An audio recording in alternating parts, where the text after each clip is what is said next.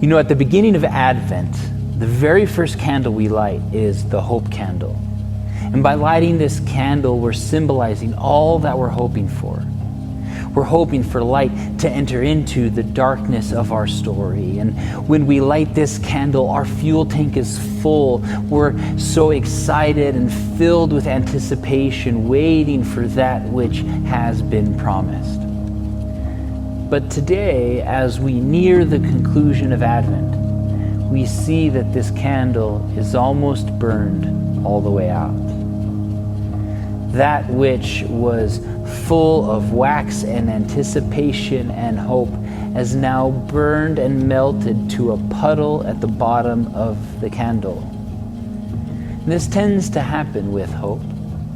As we wait and wait and wait, and as the duration of our hoping increases, so often does our despair. And this is exactly what happened to our family in our real life season of Advent. You see, you have to be sick enough to need a heart when you need a heart transplant.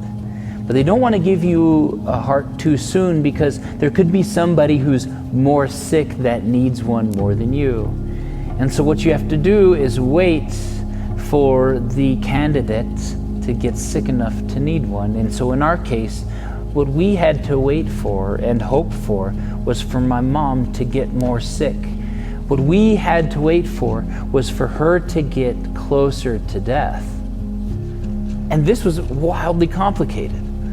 You see, we were hoping for a new heart, which meant we had to wait longer and longer, but with that, her health declined in a radical way.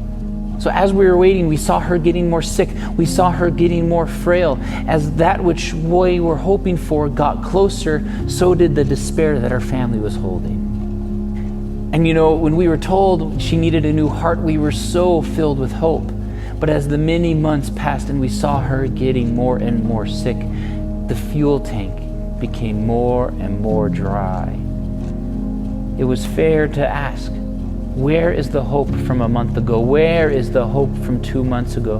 Where is the hope from the time upon which we lit this candle and were waiting with anticipation for the coming King? We've been waiting for a long time, but now it seems like the world is more dark than it's ever been.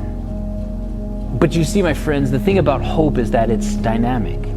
It ebbs and flows, it changes, it rises and it falls. But the reality is we don't often hold hope in this way. We often think when sadness and despair increases, it must mean that our hope has decreased. But my friends, I'd like to suggest today that that isn't exactly true. You see, there's this odd perception we have of hope, that it has to be strong and big in order for it to work. And so when sadness or despair increases, we believe that hope decreases.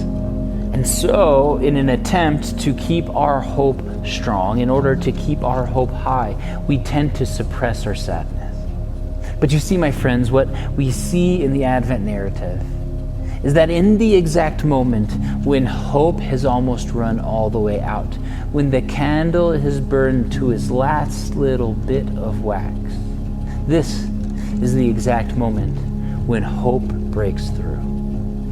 Today, I'd like to suggest that to have success in hoping isn't dependent on the strength upon which you hold your hope, but rather it has to do with the honesty through which you hold your hope. In Psalm 13, David doesn't have much hope. His hope candle is almost out. He says it like this: "How long, O Lord, will you forget me forever? How long will you hide your face from me? How long must I wrestle with my thoughts and day after day have sorrow in my heart? How long will my enemy triumph over me? Look on me and answer, Lord my God. Give light to my eyes, or I will sleep in death, and my enemy will say, I have overcome him, and my foes will rejoice when I fall." You see, David here is not in a good place. He is not full of hope. But he is holding this situation in honesty. And something changes in verse 4 of this scripture when he says, "But I trust in your unfailing love. My heart rejoices in your salvation. I will be strong in the Lord's praise, for he has been good to me." You see, what's interesting here is that David's circumstances didn't change, but rather something inside of him did. We see here that it was through David's honest lament that he was able to grasp onto the very little bit of hope he had.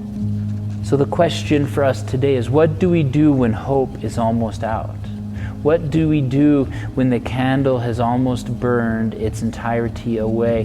What do we do when it seems as though your mom only has a few more days left to live and you're not so sure there's going to be a heart available?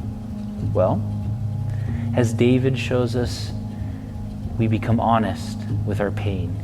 We wait in honesty. The strength upon which we hope is not an indicator of the success of our hope. No, it's all about the honesty.